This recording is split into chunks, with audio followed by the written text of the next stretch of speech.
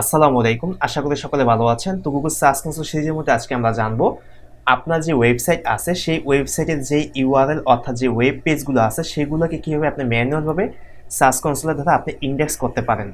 এবং সেই সাথে আমরা জানবো যে আপনার যে ওয়েবসাইট আছে সেই ওয়েবসাইটের যে সাইট ম্যাপ আছে, এই যে সম্পূর্ণ একটা ওয়েবসাইট, এই ওয়েবসাইটে যে একটা ম্যাপ আছে সেই ম্যাপটা হচ্ছে কিভাবে আপনি গুগল সার্চ কনসোল অর্থাৎ গুগলের কাছে আপনি সেটা অ্যাড করতে পারেন।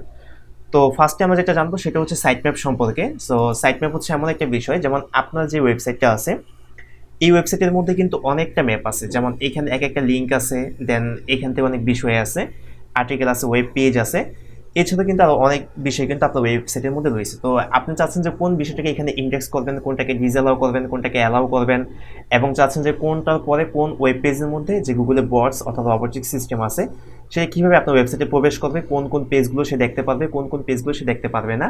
এটার জন্য কিন্তু এইখানে আপনি আগে থেকে একটা রোবট টেক্সট ফাইল ক্রিয়েট করে রাখছেন। সো ওই রোবট টেক্সট ফাইল ক্রিয়েট করার পরে আপনার এইখানে সেই সাইট ম্যাপটা অ্যাড করে দিবেন আপনার ওয়েবসাইটের, যে আপনি কোন কোন বিষয়গুলো চাচ্ছেন আপনার ওয়েবসাইটে সেগুলো সার্চ কনসোলের কাছে শো করার জন্য, তাকে পারমিশন দেওয়ার জন্য।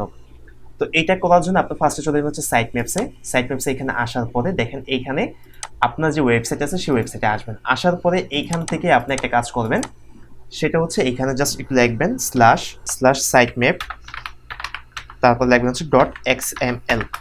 এটা লিখে যদি আপনি সার্চ করেন তাহলে কিন্তু আপনার যে ওয়েবসাইট আছে সেই ওয়েবসাইটে কিন্তু সাইট ম্যাপটা চলে আসবে। এবং এইখানে দেখেন আমি ইউজ করছি হচ্ছে ইউএসড এসইও। সো ইউএসড এসইও দ্বারা হচ্ছে এখানে একটা এক্সএমএল সাইট ম্যাপ ক্রিয়েট হয়ে গেছে।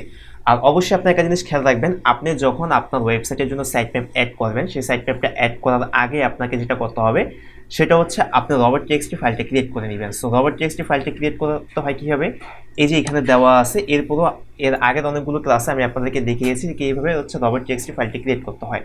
সো এটাও আমি আপনাদেরকে দেখাবো, একটু লাস্টে দেখাবো। তো সাইট ম্যাপটা কীভাবে অ্যাড করতে হয় সেটা আগে দেখিয়ে নিই। তো যেটা বললাম সেটা হচ্ছে যে আপনি সাইট ম্যাপ অ্যাড করার আগে অবশ্যই যেটা করবেন সেটা হচ্ছে আপনার রোবট টেক্সটি ফাইলটা আপনি ক্রিয়েট করে নেবেন। যদি রোবট টেক্সটি ফাইল ক্রিয়েট করার আগে যদি আপনার সাইট ম্যাপটা অ্যাড করেন তাহলে এইখানে পেজের মধ্যে অনেকগুলো ইস্যু আসবে যেগুলো আমরা পরবর্তীতে জানবো, এবং অনেক ঝামেলায় কিন্তু আপনাকে ফেস করতে হবে। সো আপনি আগে থেকে যেটা করবেন সেটা হচ্ছে এক্সএমএল সাইট ম্যাপটা ক্রিয়েট করে নেবেন। তো এখানে দেখেন আমি এক্সএমএল সাইট ম্যাপ এটা লেখার পরে কিন্তু আমার এখানে একটা লেখা আসছে site map underscore index dot XML. আপনি জাস্ট এইটুকু কপি করবেন। আপনি চাইলে ফুল কপি করতে পারেন, আর তো আমি এখান থেকে ফুল কপি করলাম। ফুল কপি করার পরে দেখেন এইখানে আমি এটাকে পেস্ট করবো। পেস্ট করার পরে এইখানে দেখেন ডিফল্টে কিন্তু আমার ওয়েবসাইটের নামটা কিন্তু এখানে দেওয়াই আছে আগে থেকে, এবং এইখানে দেখেন .com স্ল্যাশ পর্যন্ত দেওয়া আছে। তো এই .com স্ল্যাশ পর্যন্ত আমরা এটা সরাতে হবে। অনেকে করি কি আমরা এই স্ল্যাশটা সরাই না, যার কারণে কিন্তু কাজটা হয় না। তো এইখান থেকে এই স্ল্যাশটা আমাদের সাথে জাস্ট আপনি এখানে যদি সাবমিট করেন তাহলে আপনার যেই সাইট ম্যাপটা আছে সেটা এখানে সাবমিট হয়ে যাবে। দেখেন অ্যাড হয়ে গেছে যে submitted site map submitted successfully. আপনার যে সাইট ম্যাপটা আছে সেটা হচ্ছে এইখানে সাকসেস হয়ে গেছে, এবং খুব ইজিভাবে কিন্তু এই কাজটা এখানে হয়ে গেছে। তো এটা হচ্ছে আপনি এইভাবে অ্যাড করে নিতে পারেন। তো এখন যদি আমি আপনাদেরকে দেখাই হচ্ছে কীভাবে আপনার রোবট টেক্সটি ফাইলটা ক্রিয়েট করবেন। তো দেখেন রোবট টেক্সটি ফাইল যারা ক্রিয়েট করবেন তারা হচ্ছে এইখানে যদি আপনার র্যাঙ্ক মেট ইউজ করেন তাহলে র্যাঙ্ক মেটে এইখান থেকে চলে আসবেন, র্যাঙ্ক মেটের অপশন থেকে চলে আসবেন জেনারেল সেটিংসে। তো জেনারেল সেটিংসে এখানে আসার পরে দেখেন এই যে এখানে দেওয়া আছে এডিট রোবট টেক্সটি। তো এখানে আসার পরে এই যে আপনার সাইট ম্যাপ, আপনি এইখানে যে যে বিষয়গুলো আছে এই বিষয়গুলো আপনি অ্যাড করতে পারেন একেবারে এইখান থেকে যা যা আছে, যদি আপনি ওয়ার্ডপ্রেস ইউজ করে থাকেন। আর এইখানে যেটা আছে সেটা হচ্ছে দেখেন স্টিপেস ডট আমার যে ওয়েবসাইট সেই ওয়েবসাইটের নামে পড়ছে গিয়ে আমার সাইট ম্যাপটা অ্যাড করা আছে। সো আপনি যে সাইট ম্যাপটা অ্যাড করবেন আপনার ওয়েবসাইটে সেটা আপনি হচ্ছে জাস্ট এইখান থেকে চেঞ্জ করে আপনারটা দিয়ে দিবেন, বাকি এখানে যেগুলো আছে সেগুলো আপনি ইউজ করতে পারেন। তো এটা হচ্ছে র্যাঙ্ক ম্যাপ যারা ইউজ করেন, আর যারা হচ্ছে এসইও ইউজ করেন তাদের জন্য আপনি ইউএসটে আসবেন। আসার পরে এখান থেকে এই যে ইউএসটে আসার পরে এখান থেকে যাবেন টুলসে যাওয়ার পরে এখান থেকে আপনি দেখেন এই যে এখানে ফাইল এডিটর নামে একটা অপশন আছে। সো ফাইল এডিটরে আপনি যাবেন এখানে,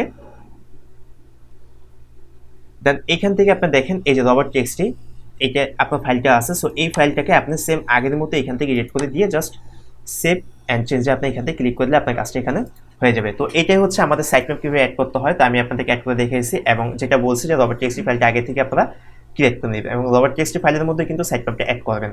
তো এখন আমি আপনাদেরকে দেখাবো হচ্ছে ম্যানুয়ালভাবে কীভাবে আপনার ওয়েবসাইটের যেই ইউআরএল অর্থাৎ ওয়েব পেজগুলো আছে সেগুলো আপনি কীভাবে অ্যাড করবেন।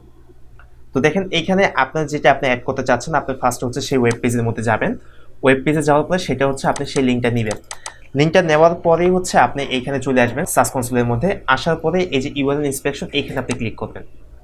ক্লিক করার পরে আপনি জাস্ট লিঙ্কটা হচ্ছে এখানে দিবেন, দেওয়ার পরে এখান থেকে আপনি জাস্ট ইন্টার ক্লিক করবেন। তবে এর আগে বলে নিই, আপনি যখন আপনার ওয়েবসাইটের যেই লিঙ্ক বা যে পেজটা আছে সেটা আপনি যখন পাবলিশ করবেন অর্থাৎ পোস্ট করবেন, পোস্ট করার সাথে সাথে কিন্তু ইন্ডেক্স হবে না। আপনি 2 থেকে 3 দিন ওয়েট করবেন, 2 থেকে 3 দিন পরে যদি আপনার কাজটা না হয় তখনই কিন্তু আপনি ম্যানুয়ালভাবে এই সিস্টেমটা দিয়ে আপনি ইন্ডেক্স করার ট্রাই করবেন। এর আগে কিন্তু আপনি এটা করবেন না, কারণ ইন্ডেক্সিংয়ের জন্য একটা সময় নিতে হয় এবং একটা সময় গুগলকে দেওয়ার প্রয়োজন পড়ে। তো এর আগে যদি আপনি এইখান থেকে করতে যান তখন কিন্তু আপনি এই কাজটা হবেও না। সো এটা না করাই বেটার। আগে হচ্ছে আপনার 2 থেকে 3 দিন ওয়েট করবেন, ওয়েট করার পরে আপনি এইভাবে এই সার্চ কনসোলের দ্বারা ম্যানুয়ালভাবে আপনি ইন্ডেক্স করতে পারবেন। তো দেখেন এখানে যখন আমি ক্লিক করলাম তো এখানে কি আসলো, URL is not on Google, অর্থাৎ আমার যে ইউআরএলটা আছে গুগলের কাছে এটা নাই, অর্থাৎ ইন্ডেক্স নাই। তো এটা ফার্স্টে এই অবস্থা দেখার সাথে কিন্তু আপনারা এই যে রিকোয়েস্ট ইন্ডেক্সিং এখানে কিন্তু ক্লিক করবেন না, আপনার হচ্ছে টেস্ট লাইভটা দেখবেন যে লাইভে এখানে শো করতেছে কি না। সো আমি এখন টেস্ট লাইভে দিলাম, লাইভে দেওয়ার পর দেখবো যে আসলে আমার এটা ইন্ডেক্স হয়েছে কি হয়নি। কারণ অনেক সময় দেখা যায় যে আপনার ওয়েব পেজ বা ওয়েবসাইটে যে লিঙ্কটা আছে গুগল কিন্তু সেটা সম্পর্কে জানতে পারে বাট শো করে না।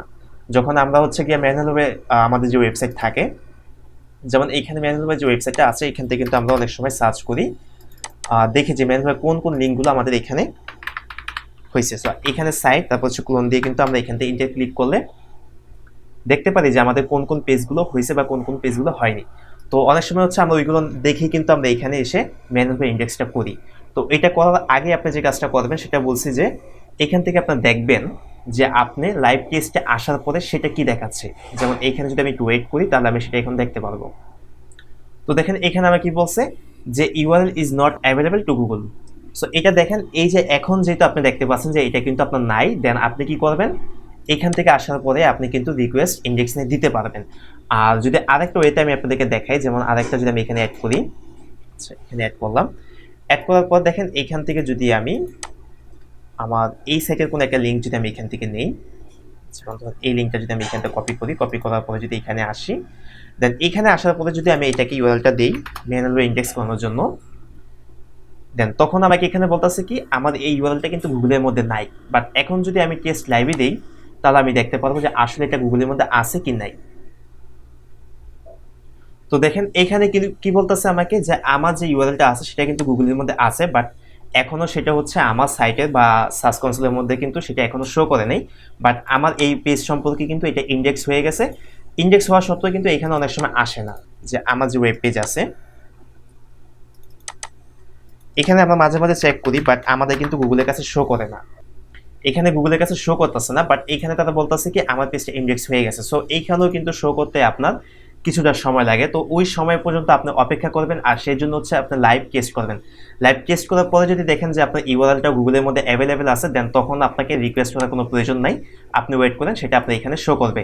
আর যদি এখানে যেটা দেখাইলাম এর আগে যদি আপনাদের কাছে লাইভ টেস্টও যদি শো না করে, কোনো ইস্যু থাকে, ইস্যুগুলো আপনি সলভ করবেন। ইস্যুগুলো সলভ নিয়ে আমাদের ভিডিও আছে, ইনশাআল্লাহ সেগুলো আপনি দেখতে পারেন। আর যদি কোনো ইস্যু না থাকে তখন হচ্ছে আপনি এইখান থেকে এসে রিকোয়েস্ট দিয়ে দিবেন। যেমন এখানে যদি আমি রিকোয়েস্টে ক্লিক করি, দেন এখানে আমাকে কি বলতেছে সাবমিটিং রিকোয়েস্ট, অর্থাৎ রিকোয়েস্টটা তারা এখানে অ্যাকসেপ্ট করে নিছে। দেখেন রিকোয়েস্টটা তারা এখানে অ্যাকসেপ্ট করে নিছে, গট ইট।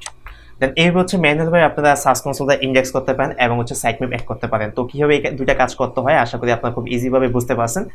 এরপরে যদি কোনো প্রবলেম হয়ে থাকে তাহলে অবশ্যই ভিডিওতে কমেন্ট করে জানাবেন, আমি আপনাদেরকে সেগুলো সমাধান করার চেষ্টা করবো। তো দেখা হবে নেক্সট ভিডিওতে, সে পর্যন্ত ভালো থাকেন, আল্লাহ হাফেজ।